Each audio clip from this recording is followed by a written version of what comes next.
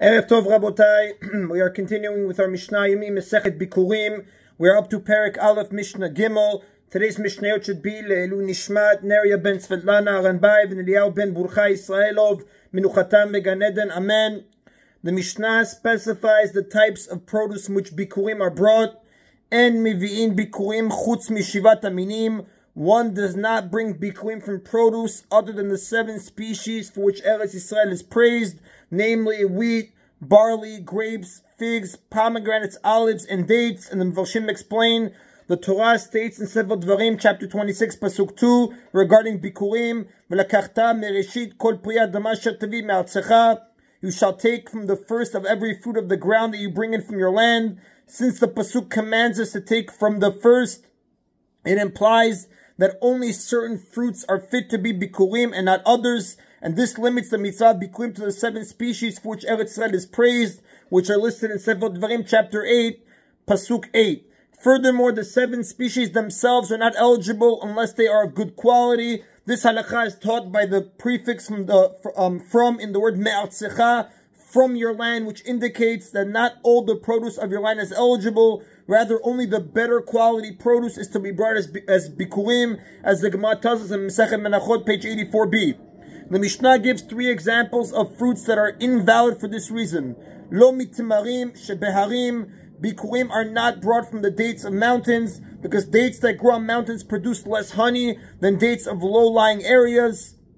And in its list of the 7 species, the Torah refers to dates as dvash, honey, which implies that dates are desirable because of the honey they produce, and therefore dates that produce only a small amount of honey are not fit to be Bikkurim.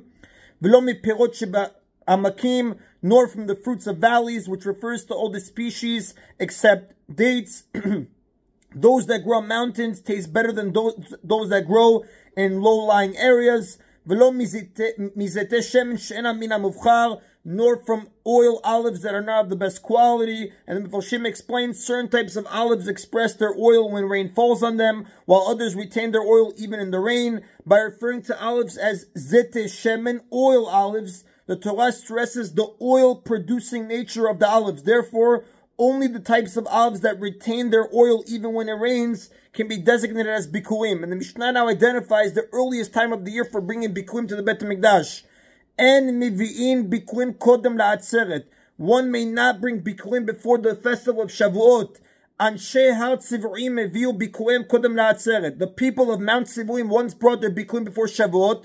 V'lo kiblu mehem, and the Kohanim did not accept the Bikkurim from them. Mipnei ha'katuv shebatorah, because of the pasuk that's written in the Torah in Sefer Shemot, chapter 23, pasuk 16, regarding the offering of the Shtei Alechem, which is brought on Shavuot, which was the 2 loaves of public offering that was brought on Shavuot, which consisted of 2 loaves made of wheat from the new crop, spoken about in Sefer Vayikra, chapter 23, pasukim 15 to 18.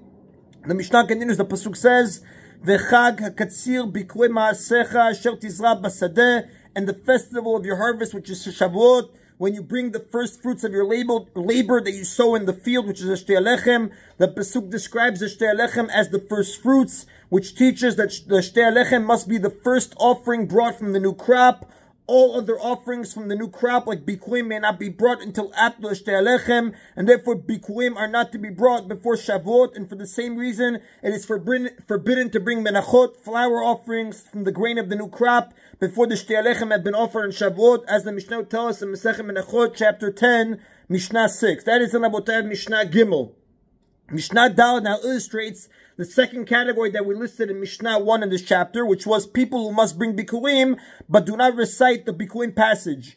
Elu mivi'in v'lo kurim. These bring Bikkurim, but do not recite the passage. Hager mevi v'eno koreh. A convert or descendant of converts brings Bikkurim, because he's obligated to do all the mitzvot just like a born Jew, but he does not recite the passage, she'eno yachol lomar, because he cannot say the pasuk in Sefer Dvarim, chapter 23, pasuk 26, pasuk 3, Asher nishba Hashem la'avotenu v'noteh lanu. I have come to the land that Hashem swore to our forefathers to give us, because it would be untruthful for him to say our forefathers, since he's not a descendant from the forefathers of the Jewish people. But if his mother or his father, which the Mefarshim add, is an ordinary Jew, one of his parents, meaning has an unbroken lineage, He brings Bikkurim and recites the passage because he is descended from the Jewish forefathers on one side of his family. Now, this suffices to give him the right to say the land that Hashem swore to our forefathers to give us. Now that we taught that converts and descendants of converts may not recite the Bikkurim passage because it states our forefathers, the Mishnah cites a law regarding their recitation of the Shemona Esrei, which includes the words, the God of our forefathers. When he prays the Shemona Esrei by himself, instead of saying the God of our forefathers, Omer Elohei Avot Yisrael, he says the God of the forefathers of Israel. When he's praying publicly in the shul, meaning he's the Chazan, who is repeating the Shemona Esrei aloud, Omer Elohei Avotechem, he says the God of your forefathers. But if his mother, or again, the Mefarshim add his father, is an ordinary Jew, one of his parents has an unbroken Jewish lineage, Omer Elohei Avotenu, he says the God of our forefathers. And the Mefarshim explain, the Yerushalmi cites a Tana who disagrees with our Mishnah. In the view of that Tana, a convert may say that Hashem swore to our forefathers to give to us in the Bikkurim passage. He may also say the God of our forefathers in the Shemona Esrei. And this Tana's reason is that Avraham is considered the father of all converts, like the Torah says in Sefer Bereshit, chapter 17, pasuk 5, for I have made you the father of a multitude of nations.